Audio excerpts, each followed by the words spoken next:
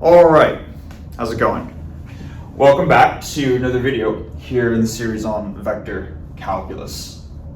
The last video was the first video here in this new section on physical applications of vector calculus, where the goal is to say how can we take the framework that we've built so far and apply it to different areas, specifically physics. And we spent the last video talking about how we can use the vector calculus framework to understand the gravitational force, right? And we talked about the gravitational force, the gravitational field, the flux of the gravitational field, the gravitational potential, and we introduced a lot of different quantities with it. But of course, gravity is not the only force that exists out there within the universe.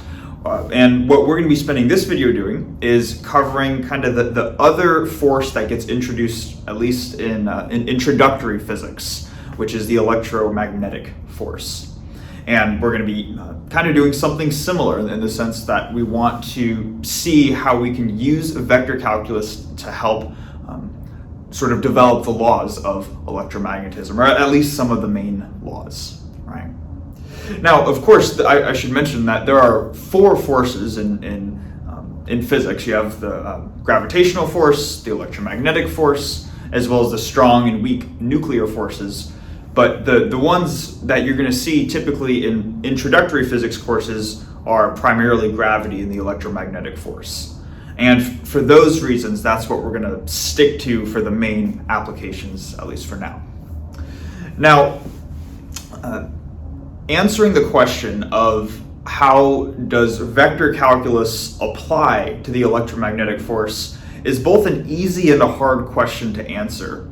And it's actually easy and hard for the same reason. And that reason is that vector calculus is essentially the language of electromagnetism.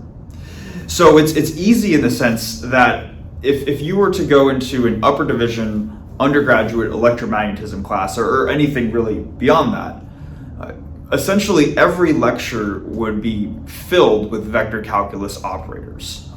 Pretty much every equation that I can think of in in electromagnetism, I should say, gets written in terms of these vector operators that we've been working through.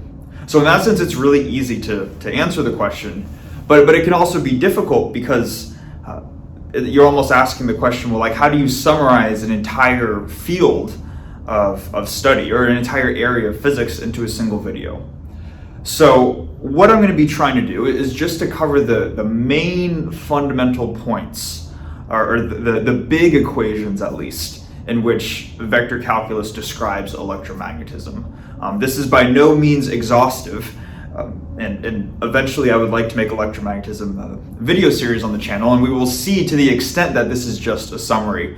But I want to make that clear at the beginning, that we're just going to try to summarize the main ideas, and hopefully we can see how these vector operators are just kind of ingrained within electromagnetism. Okay. So first thing that I'm going to do is to just describe kind of the equivalent to the F equals ma case that we saw in the previous video. That was kind of the starting point where we said, how can we determine the force on a particle due to gravity? That's going to act as our starting point here, but we're just going to say, how can we determine the force on a particle due to the electromagnetic force?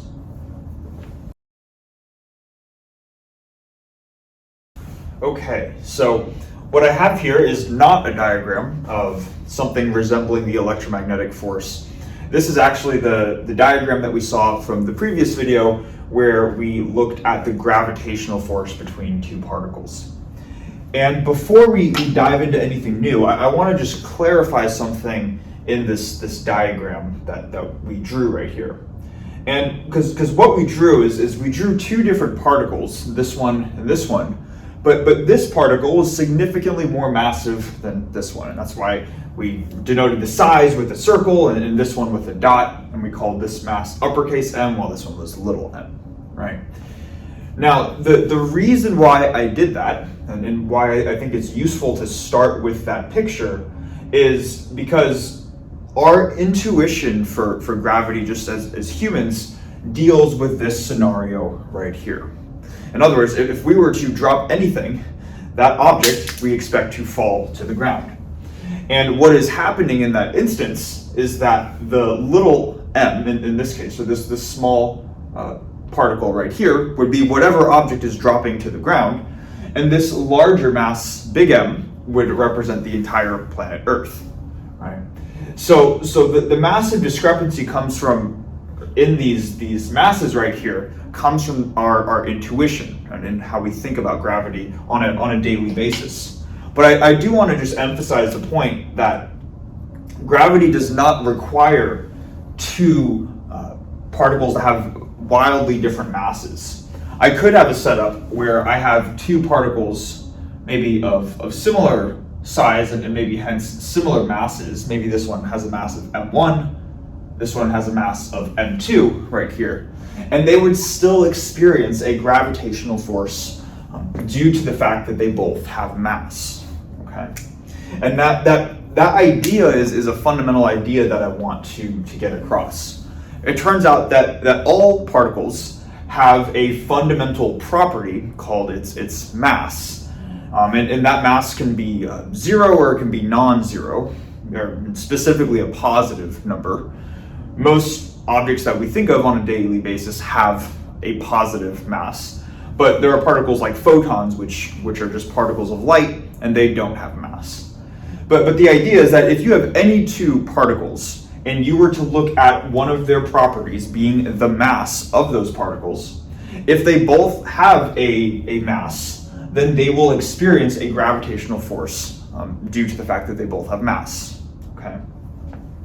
Now, the reason why I'm kind of emphasizing this is because a particle's mass is just one of the fundamental properties of a particle.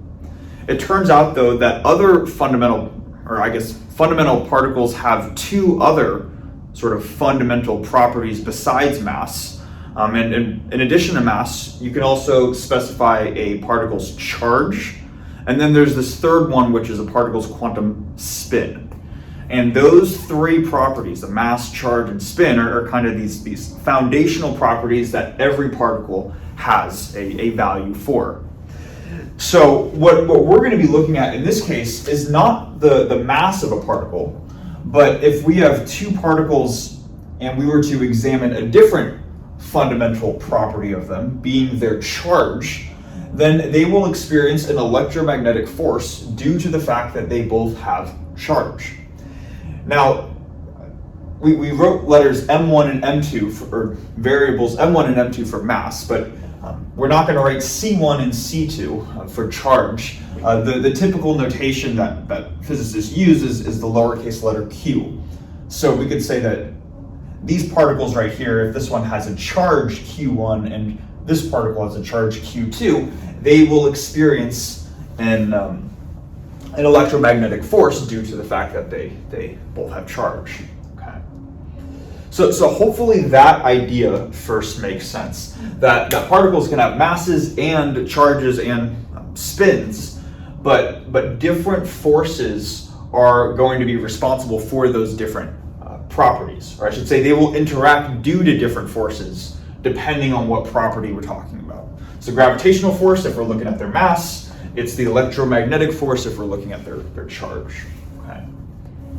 Now, I also wrote out this equation that we saw in the last time, where we said that the gravitational force that a particle feels is equal to the mass of that particle, m, times the gravitational field itself. Now, it turns out that there is an analog in the electromagnetic case where we can say that the electric force that one particle will feel due to the other is equal to a product of two things, and the product looks very, very similar to this. The first quantity in the product is the fundamental property of the particle, being its mass. Same thing over here, where the first quantity in the product is going to be the fundamental property of the particle, which is its charge. And again, the charge, just like mass, is a scalar quantity. That's why we don't have those little arrows over it. So it's equal to the charge times something. And if we have a vector field on the left, we should have a vector field on the right. And what I'm going to write here is an uppercase letter E. where E corresponds to the electric field, that it is in turn causing an electric force between these two charged particles. Okay. So there are a lot of similarities so far between these two cases. And it's at this point where I want to answer a question that we kind of held off on in the previous video, where we mentioned that the sort of central object that we were interested in was the gravitational field and not the gravitational force. And we said that we would kind of save understanding why that is for a later point, and now we can do that. But we're going to look at it in this context right here. So it turns out that the electric field is more of a quantity we're going to care about understanding its properties of in relative to the magnetic, or I should say the electric force. We're going to care more about the electric field than the electric force. Now, the question is, why do we do that, right? And the reason why we do that has to do with this property of a particle's charge. So when it comes to a particle's charge, it can have either a positive value, a value of 0, or a negative value. An example of a positively charged particle is a proton. An example of an overall neutral particle is a neutron, and then a negatively charged particle is an electron. Okay. So the fact that a particle's charge could be positive or negative has implications on the direction of the force in itself. Okay. And here's kind of the main point. If these two particles right here, Q1 and Q2, have the same charge, meaning this one is positive and this one is positive, or this one is negative and this one is negative, they are going to repel each other. They're going to move in opposite directions. On the other hand, though, if these particles have opposite charges, meaning either this one's positive and this one's negative, or vice versa, then they're going to attract each other. So we're going to see very different motion depending on what the charges are.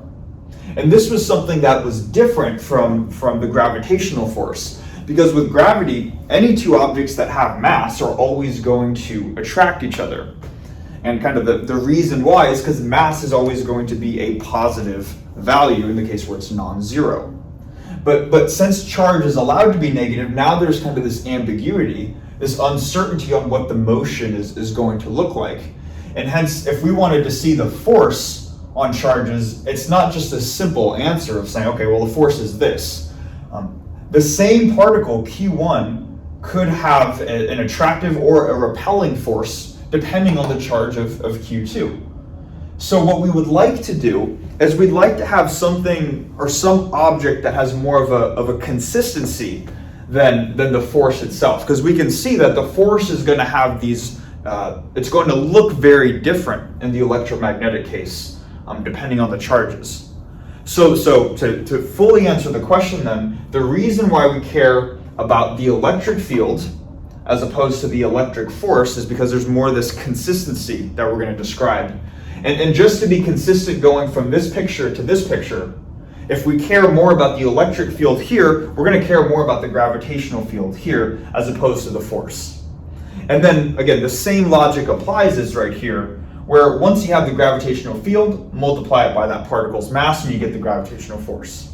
Same thing here. Once you have the electric field, multiply it by whatever the charge is, whether it's a positive or negative value, and you're going to get the electric force. Okay. So hopefully that makes sense. There's going to be some sense of consistency with this vector field that we don't have in this vector field because of the sign of Q. It could be positive or negative. Now the next question is just to ask ourselves, well, what is that consistency?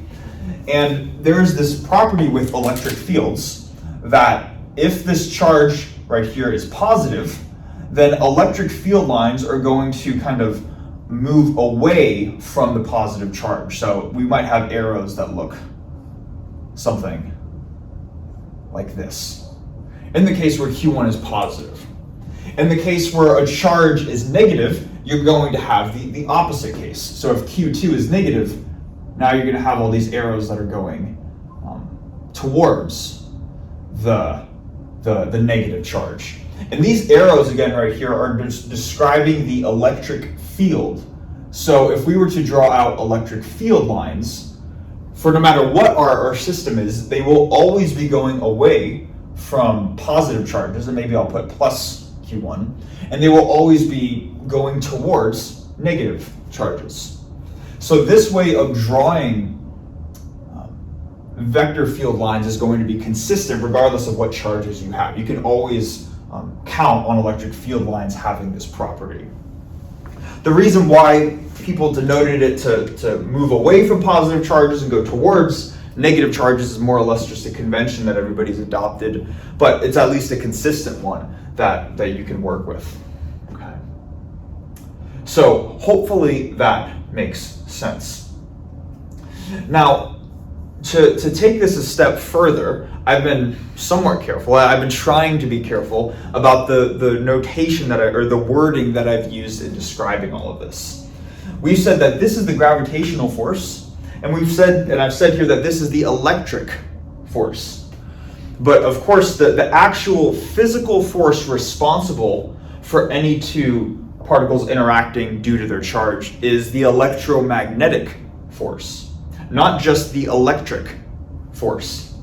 So this equation right here, while structurally it has the same structure as the gravitational force here, that only describes the electric component. There is also a magnetic component to this overall picture here, and we're going to write that force out right here. But the force is going to be a little bit different than what we've seen. It won't follow this same sort of structure of F equals the fundamental particle property times a vector field. So we're not going to have F equals Q times the magnetic field. But here's what we're going to have. If we're looking at the magnetic force is going to have a factor of Q, like this.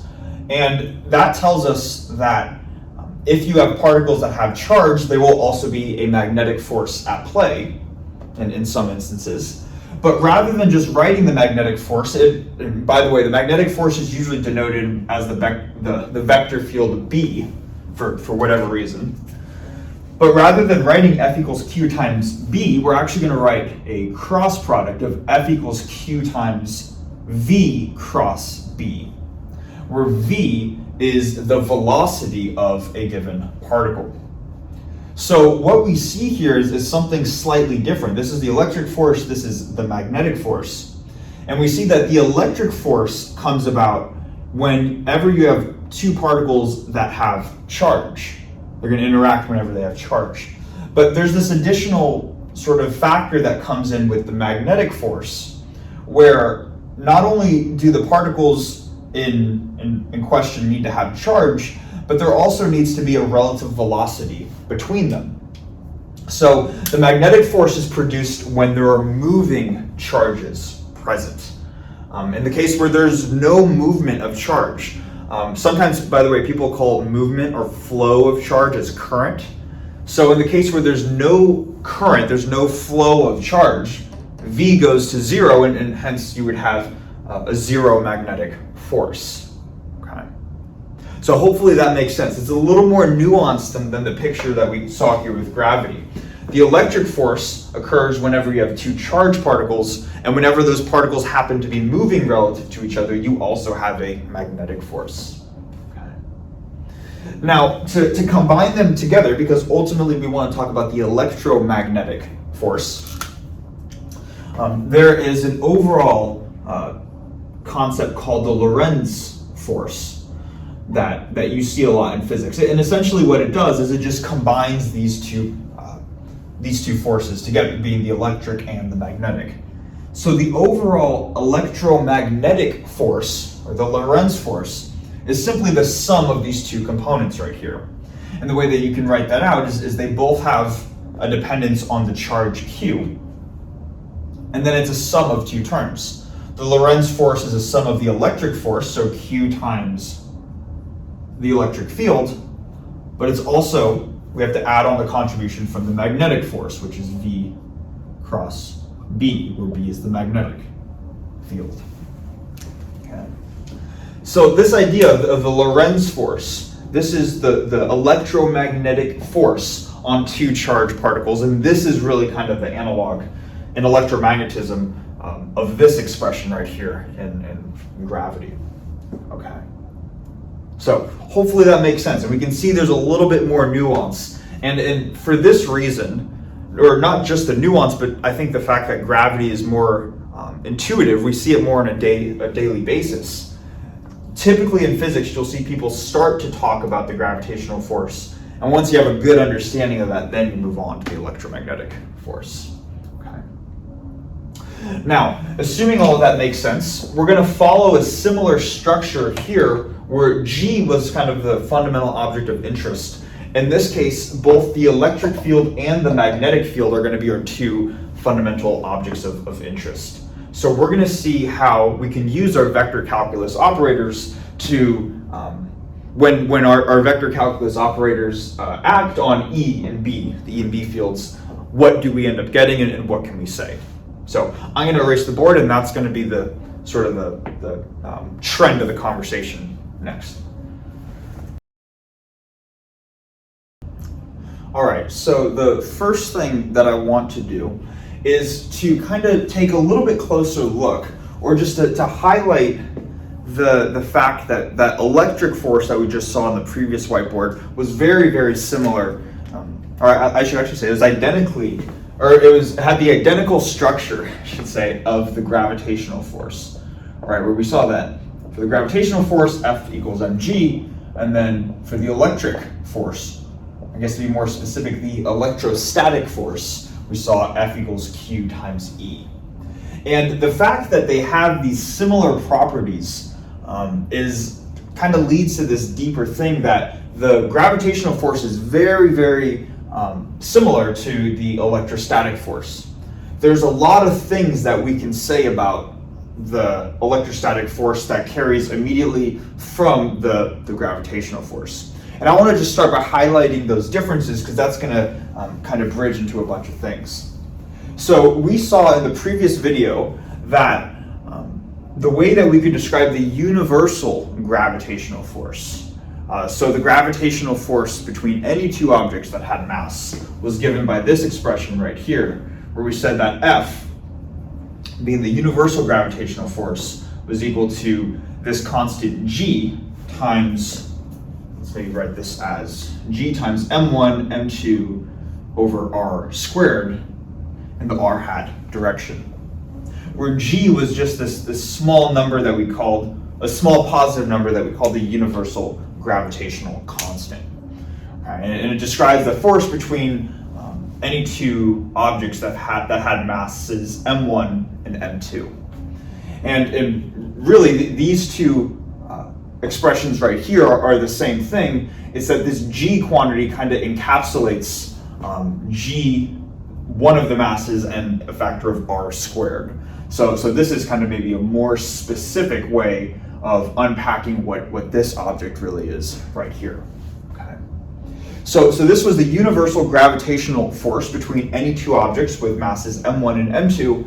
It turns out there's an analog with the electrostatic force, and maybe I'll write a universal. It's a lot of words, but universal gravitational force.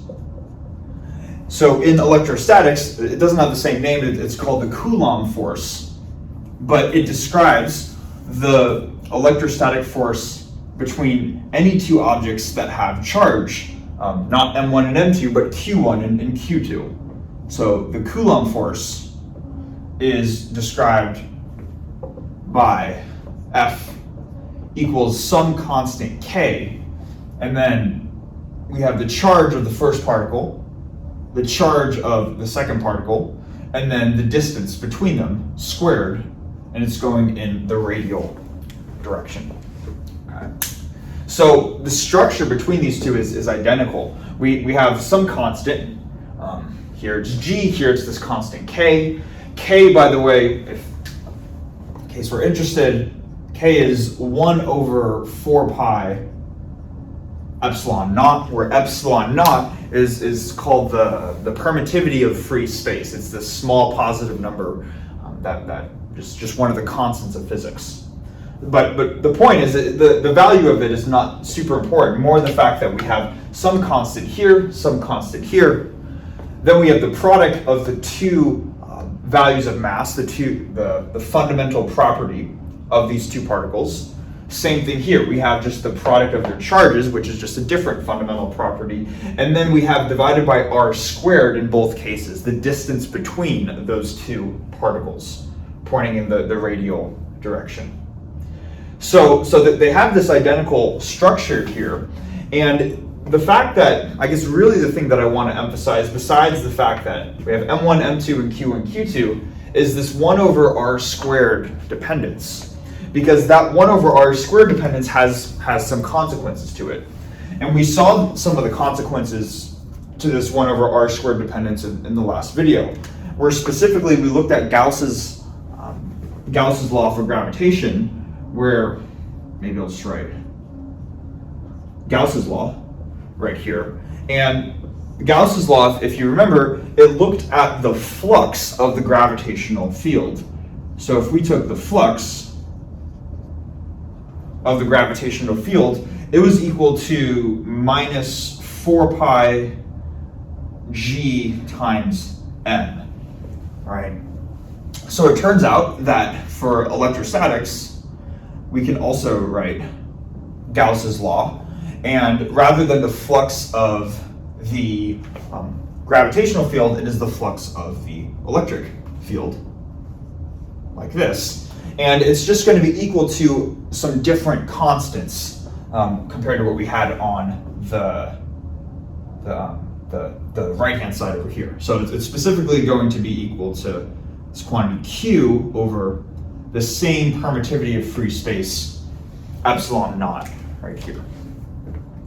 So we can say, all right, sure, there's also this similarity between how we can describe the flux of these fields. But let's kind of just take a minute to remember what were some of the key takeaways from this. We said that there was a minus sign because the gravitational field was always going to point inwards because particles with mass are always going to move together. In this case, there's no minus sign, but the only reason why there's no minus sign is because charges could be both positive or negative. And this Q constant right here corresponds to charge. And depending on the value of what this charge variable is, that will determine if the flux of the electric field is positive or negative. It's just that it's always going to be negative in the gravitational case, which is why we could explicitly write it here. The sign will get contained within here, but really we have those same properties. Then we said there were some constants, 4 pi g, but then m here had kind of an interesting meaning, where it wasn't just any mass, but it was specifically the mass that was enclosed within some surface that we created. Whatever that surface was, it was a closed surface, and it was the surface that we integrated over to find the flux of the gravitational field. And we said that the 1 over r squared dependence told us that that was the property that allowed us to say that only the mass inside of a Gaussian surface contributed to the overall flux. So just to maybe reiterate this point here, let's say I have some mass, and then my Gaussian surface happens to be this, supposedly a sphere here. Only the component of the mass that is inside this Gaussian surface would contribute to the overall flux through this surface. We can call this S. Okay. So the same thing applies here. The reason why the same thing applies is because just like here with this 1 over r squared dependence, we have the same 1 over r squared dependence here. So now if I have some distribution, except this distribution will no longer be a distribution of mass, where this is the enclosed mass. This will now be a charge distribution. It's a distribution of particles, and they all have charge. If I were to draw some Gaussian surface like this, and it's a closed surface, only this component of my charge distribution here is going to be within the Gaussian surface. And hence only this overall enclosed charge is going to contribute, I should say, to the flux of the electric field. So Q here has the same physical significance as M had right here. M was the mass within a Gaussian surface, and Q is now the charge within a Gaussian surface. And nothing outside the Gaussian surface contributes to the flux over the surface here. Okay. So the 1 over r squared dependence tells us that, and we have the exact same thing for Gauss's law, which is kind of nice. Then I guess the final thing that we did, and I'm almost just summarizing the last video, is we were able to rewrite Gauss's law, which describes the flux as an equation involving an integral. We were able to re-express it in terms of vector operators or vector calculus operators. And we went through a relatively quick proof or sort of step-by-step process to show that we could ultimately describe not just the flux of the gravitational field, but the divergence of the gravitational field. And it was equal to -4 pi g times rho, where rho was the mass density of whatever system we were looking at. Turns out over here, you could go through the exact same process and you could start to look at the divergence of the electric field. And the divergence of the electric field has a similar structure going from here to here. We still have the same constants out in front. So rather than -4 pi g, right here, we have 1 over epsilon naught. So we have the same constant in front. And then here, the overall mass turned into a mass density. Here we have an overall charge. So this is just going to become a charge density. Now, typically we write densities as the Greek letter rho. So I want to emphasize that this rho is not the same as this rho. And maybe I should put a different subscript on each of these. Maybe I'll call this rho sub g, which would represent the mass density of whatever this object is. Whereas this one I can call rho sub e, where this is the charge density of whatever we're looking at here. But typically, you don't talk, in physics classes, you're either only talking about the mass density or only the charge density. So whenever you say rho, it's pretty clear as to what you're talking about. Okay? But we can go through the exact same process between the gravitational force and the electrostatic force.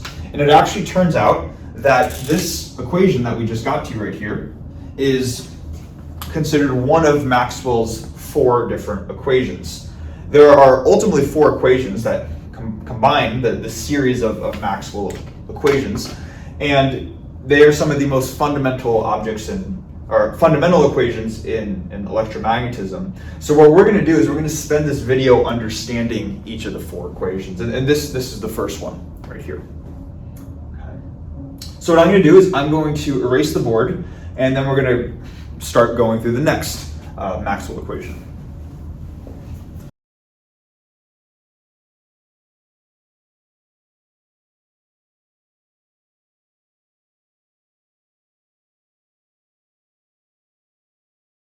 All right, so a couple different things up here on the board. First thing is that I just wrote out kind of Maxwell's equations, and then there are 4 of them.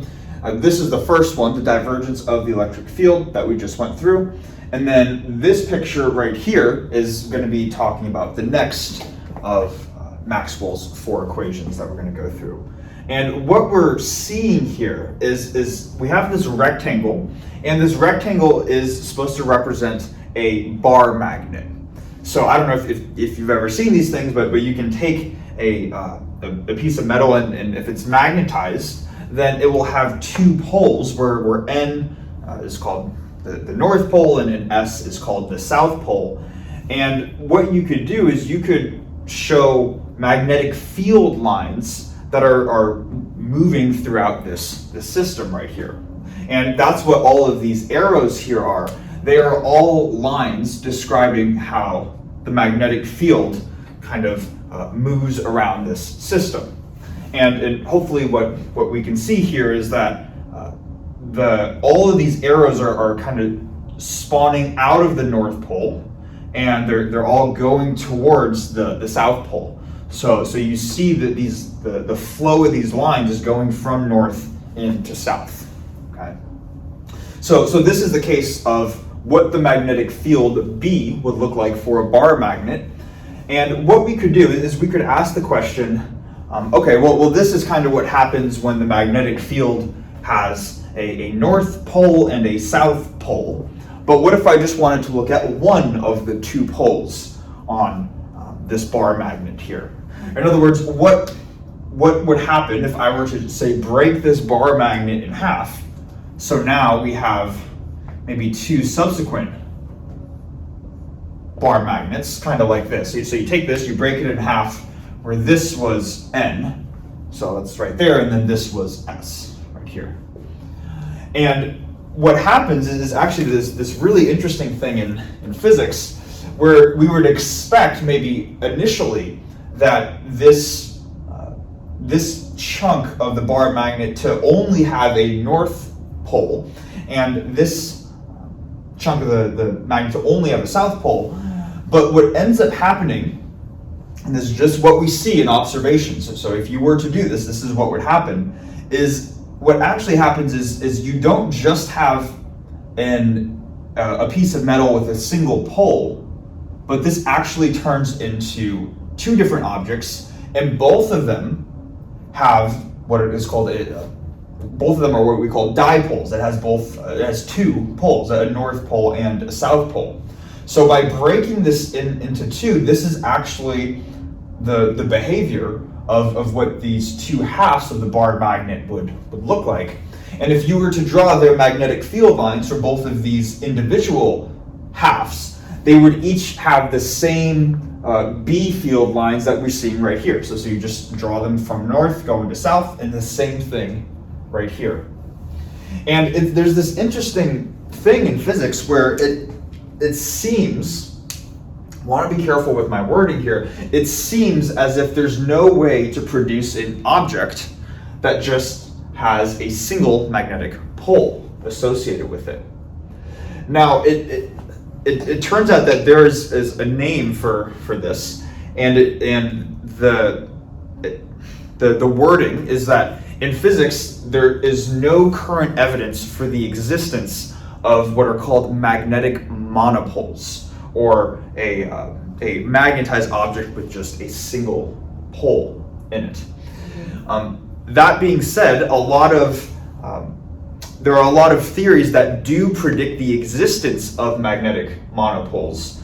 So many people believe that they actually exist out there, but there's never been one that's actually been observed. So because of that, we have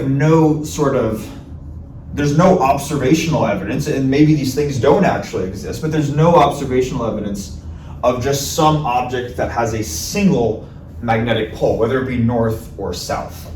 Okay, and what electromagnetism and Maxwell's equations try to do is they say, well, let's describe this phenomenon that we're observing, that there are no magnetic monopoles.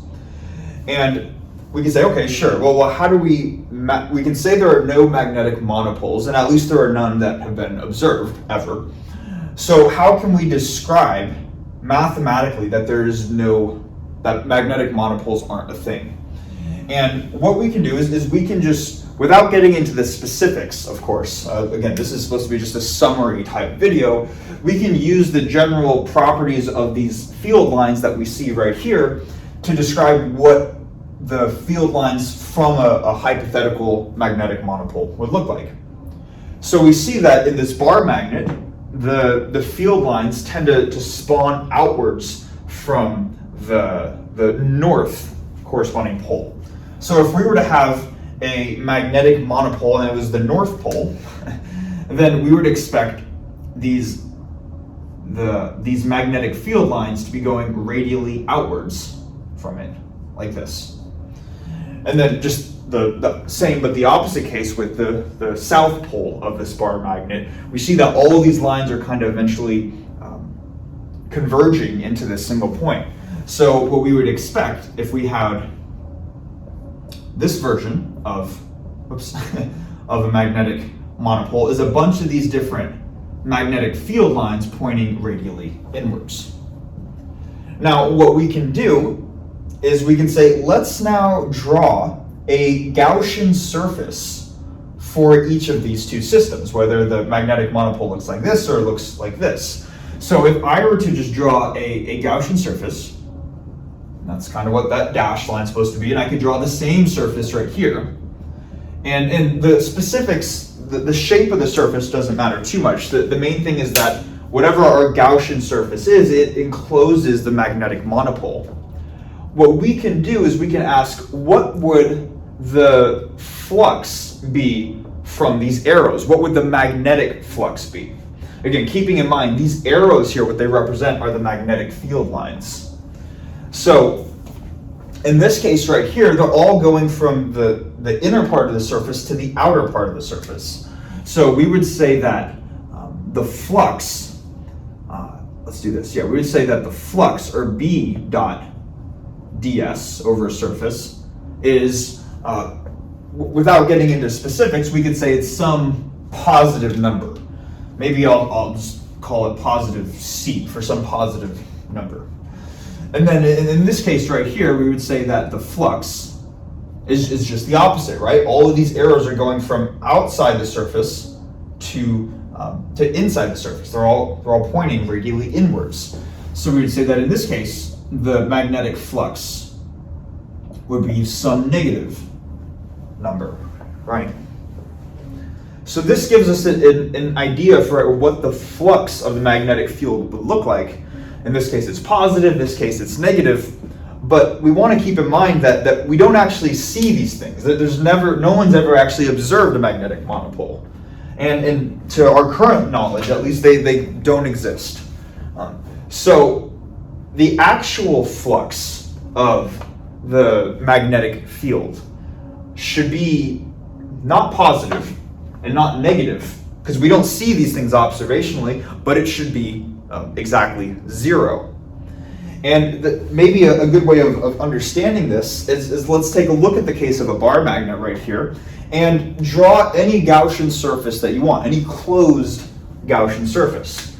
Maybe we can just draw something like this. If this is my Gaussian surface here and something that corresponds to reality, this is an actual physical system, we see that in this part of the surface there are lines that are going from outside the surface to inside the surface.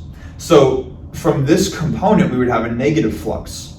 But then over here, this line is going from inside the surface to outside, and same thing here. So we'd have a negative flux from over here, but a positive flux from over here. They would be equal and opposite, and they would cancel. So the flux would be zero. Now, another way to describe the flux is through the flux density. So not only in actual physical systems, for whatever Gaussian surface you draw, not only will the flux be zero, but the divergence, the flux density, will be zero.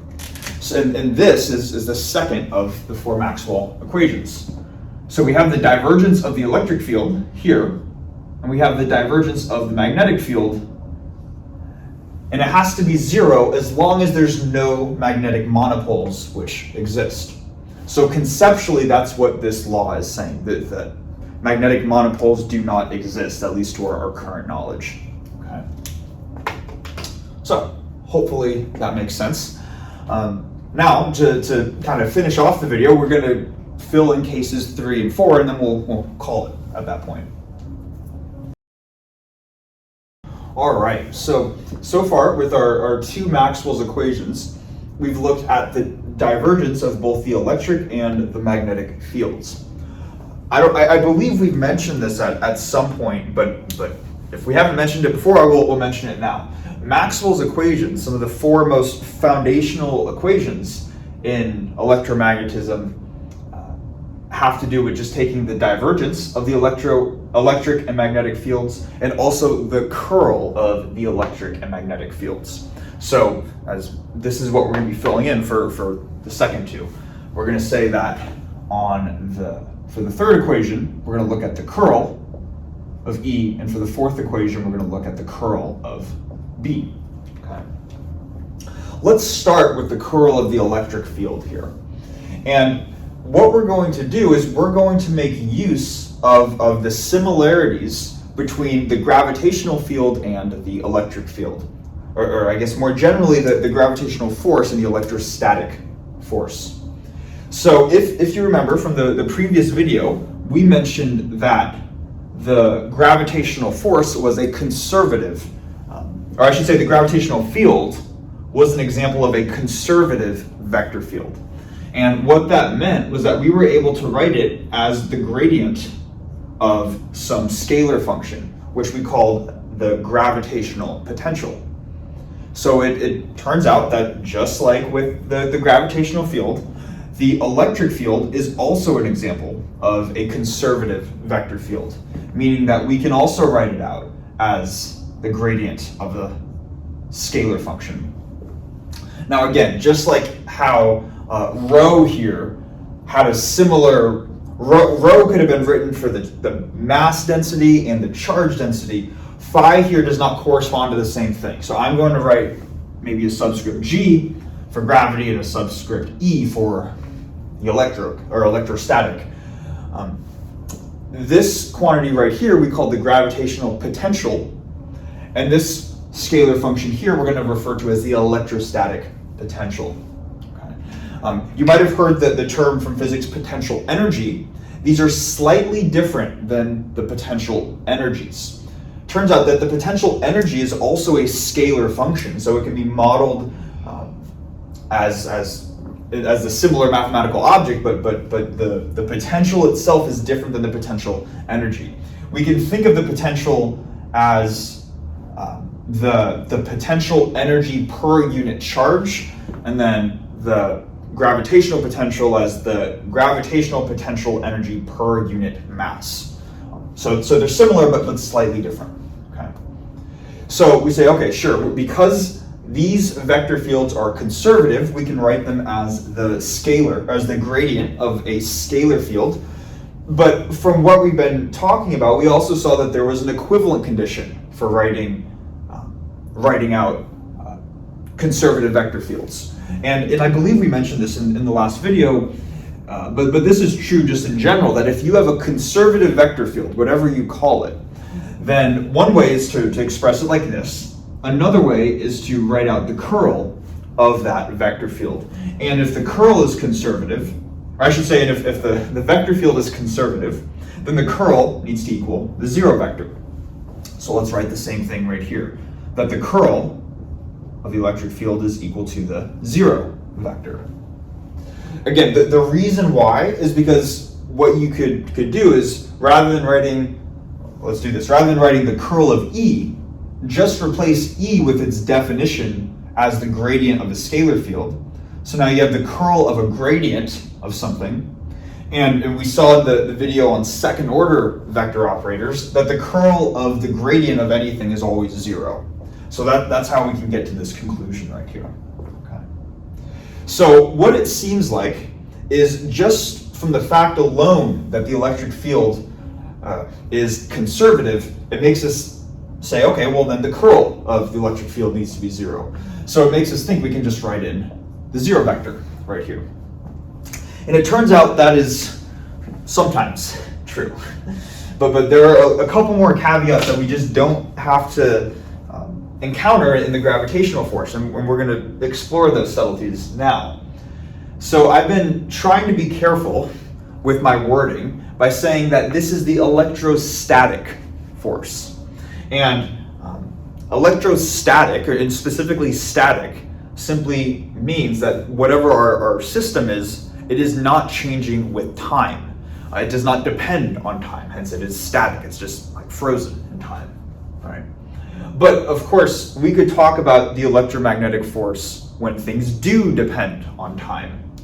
And it turns out that in the case where we allow for time dependence, that this right-hand side here is not always going to be the zero vector. In some cases it is. So in some cases this is true, but not in the general case. So it turns out that when we allow for time dependence in our system, the right-hand side for the curl of E is actually expressed by this derivative, minus partial B, partial T, right here. Okay. And where, again, B is just the magnetic field of whatever our system is.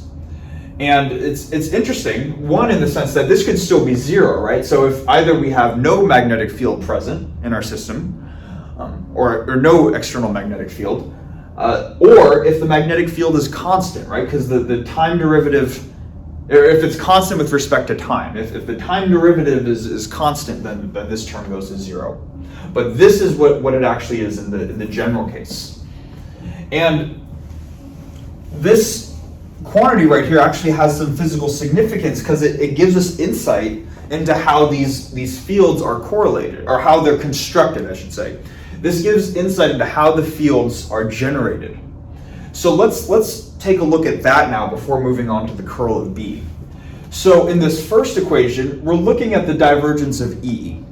But what it's really physically telling us is that electric fields can be produced from charge densities. Or we're going to have an electric field whenever we have particles in our system that have charge in them. So conceptually, this tells us that one way that we can generate an electric field is if we have charge in our system. But with this equation right here, so that's the first equation. Second equation just says there are no magnetic monopoles. Third equation says that there's actually a second way which an electric field can be produced. The first way, given right here, is if we have charges in our system. The second way that an electric field can be produced is if we have a time-dependent, or a magnetic field which changes in time. This tells us how an electric field can be produced. Okay? So it's kind of interesting, right? We're seeing from these equations that there are two ways which we can have an electric field generated. One is if we just have charges in the system. Another is if we have a magnetic field that changes with respect to time. So two different methods that these things can arise from. Now let's just move on to the curl of B. And with the curl of B, B is a little bit different of a vector field. We saw in the Lorentz force law, right, that it didn't, the magnetic force by itself wasn't F equals Q times B, right? It was F equals Q times V cross B.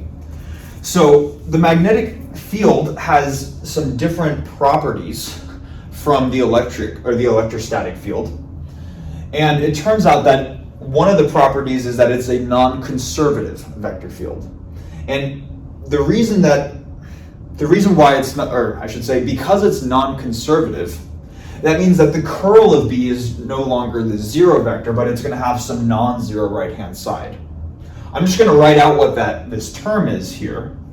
I'm going to write out mu naught times this vector J.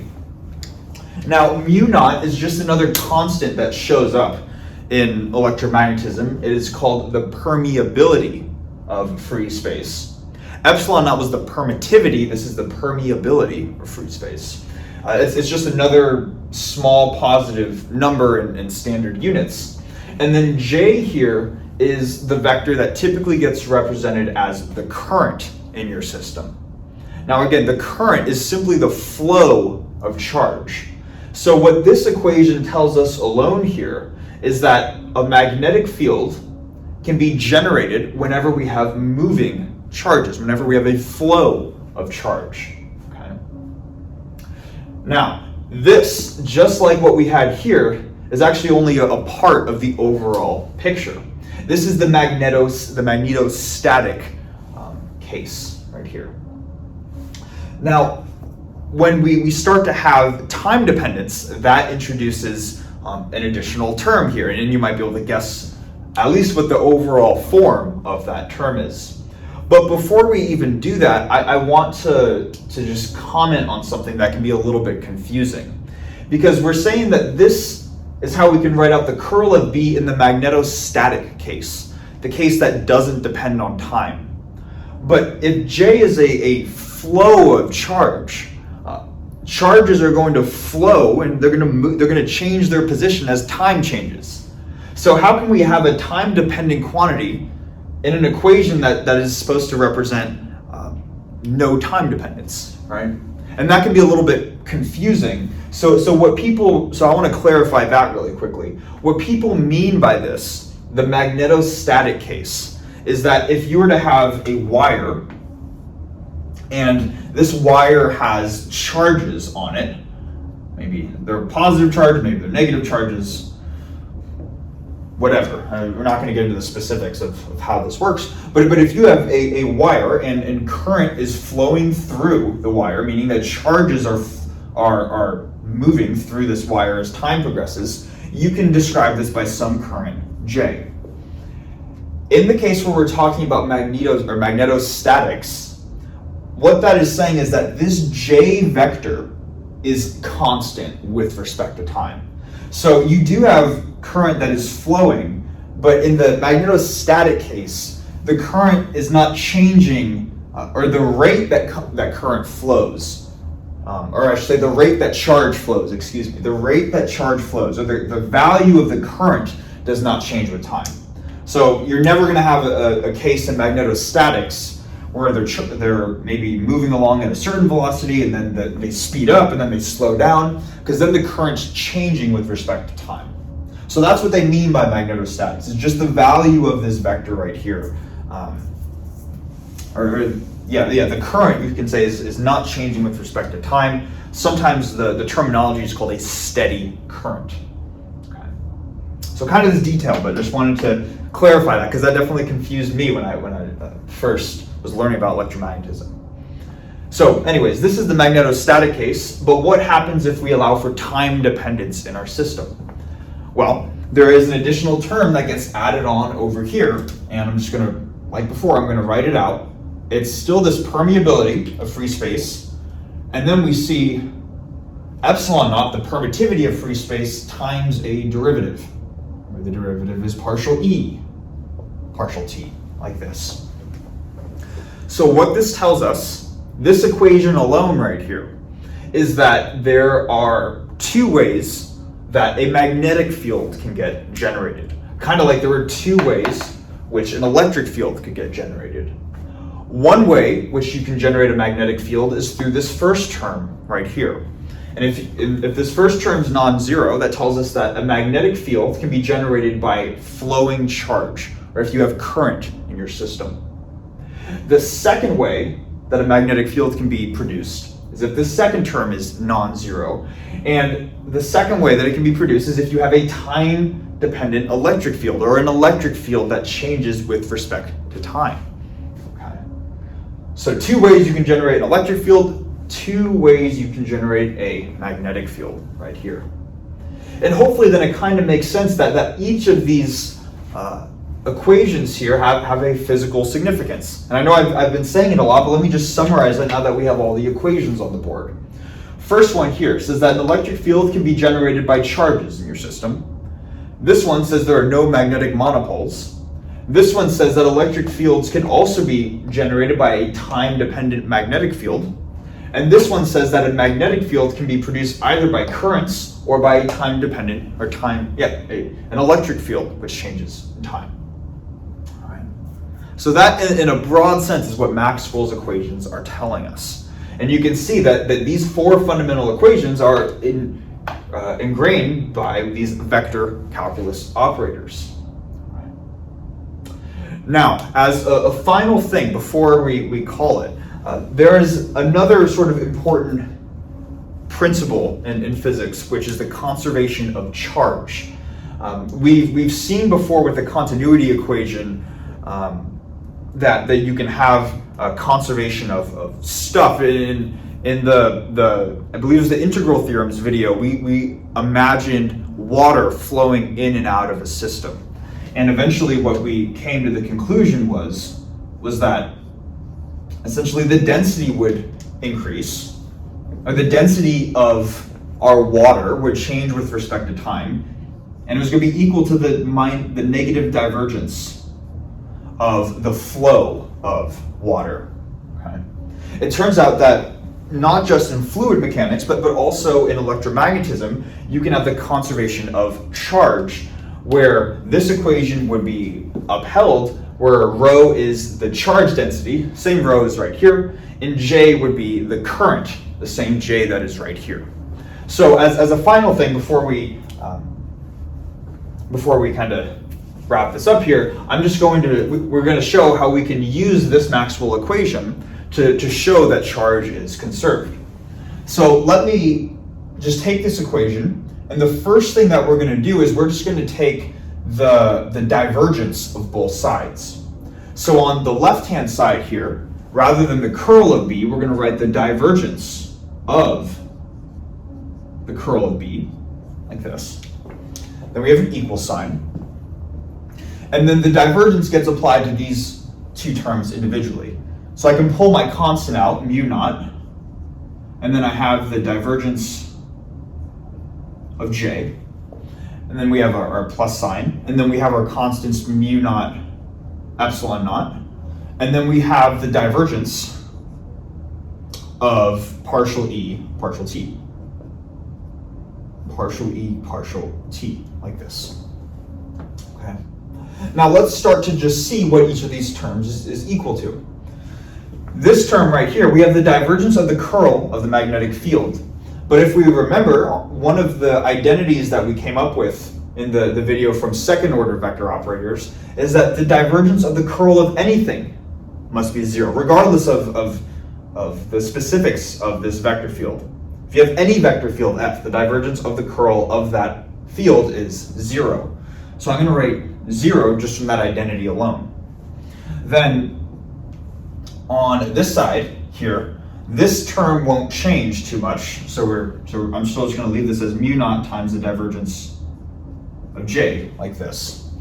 And then maybe before going on to this term, let me just remind ourselves what the continuity equation is, so we can have this as a reference. So partial rho, partial T is the negative divergence of J. So in this term right here, there are a couple things that we're going to do. Maybe I'll just first write this out here, that we have mu naught epsilon naught out in the front. And then we have the divergence of a derivative of a vector field. But what's important to note here is that the divergence will just take spatial derivatives of whatever our vector field happens to be. So this would be the x derivative of the x component of this plus the y derivative of the y component plus the z derivative of the z component of this.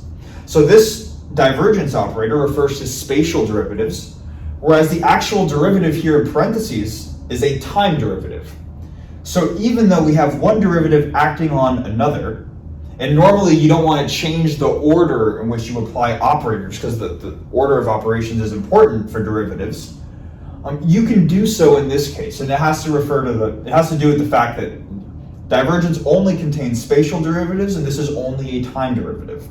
So I'm going to rewrite this as partial T. I'm going to interchange the order of operations. I'm going to move the time derivative to the outside, so we have the time derivative of, and then I'm going to move the divergence to the inside, so the time derivative of the divergence of E, like this. So hopefully that makes sense. And then what we can do is we can say, oh, the divergence of E, well, we know what that is from one of Maxwell's equations. That's this one right here. So I'm just going to replace the divergence of E with rho over epsilon naught. So if I erase this here, this becomes rho over epsilon naught, like this. Epsilon naught is just a constant. It can be brought out. And then we have one factor in the numerator, one factor in the denominator. So those cancel.